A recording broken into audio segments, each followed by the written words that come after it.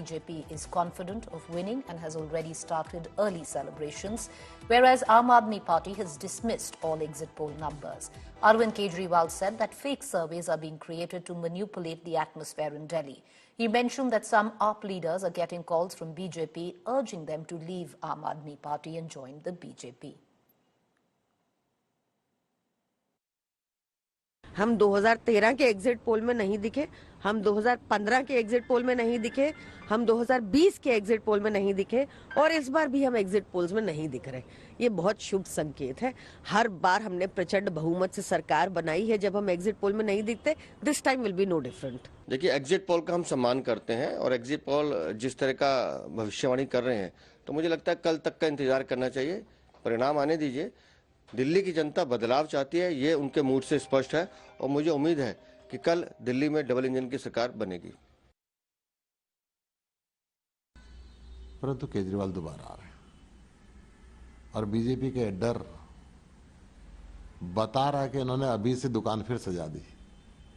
Exit poll जो है कई किसी फैक्ट्री में थोड़ी बनता है, लोगों की राय लोग लेते हैं। मीडिया के पत्रकार जो है, ये जो एजेंसियां हैं, ये लोगों की वोट निकलते समय राय लेते हैं, जी अब किसको वोट देकर रहे हैं, उसके आधार पर उस सैंपल पे ये होता है। अब आपके खिलाफ अगर दिल्ली में माहौल है तो इसमें आप एग्जिट पोल को क्यों दोषी ठहरा? आम आदमी पार्टी के हार का हताशा दिख रहा है क्योंकि वो देख रहे हैं कि आम आदमी पार्टी का सुपड़ा साफ हो चुका है। जो जमीनी स्तर है, हम सबने देखा कि दिल्ली के जनता ने आम आदमी पार्टी से, अरविंद केजरीवाल से बिल्कुल आक्रोशित थी, गुस्सा था और उनकी इमेज ठग जैसी बन चुकी है, झूठ बोलने वाली इमेज बन चुकी है, इसलिए वो हार रहे हैं। इस प्रकार से स्टेटमेंट दे रहे हैं। जनता ही कार्रवाई करके इनको सत्ता से बाहर कर चुकी है और आम आदमी पार्टी का सुपड़ा साफ हो रहा है।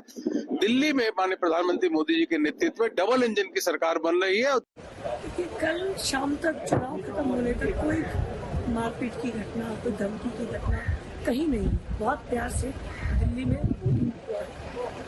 वोटिंग के बाद जब अरविंद केजरीवाल जी को लगा कि मैं हार रहा हूँ तो इस तरह की बात कर 10 साल में काम करने थे तो शायद कल आई में नहीं आती, लेकिन झूठ के पाँव लंबे नहीं होते, सिर्फ झूठ पर सरकार चल रही थी। जनता ने उसका जवाब दिया है और मुझे लगता है कि केजरीवाल जी ने इस बात को समझा। जो एग्जिट पोल अपने सर्वे के माध्यम से जानकारी देता है वो कई मायने में सही नहीं निकलता। जो मतदान हुआ है उसकी पूरी सच्चाई आपको कल मिल जाएगी। किसकी सरकार बनेगी, किसकी सरकार जाएगी। ये आम आदमी पार्टी की राजनीतिक नौटंकी बाजी है।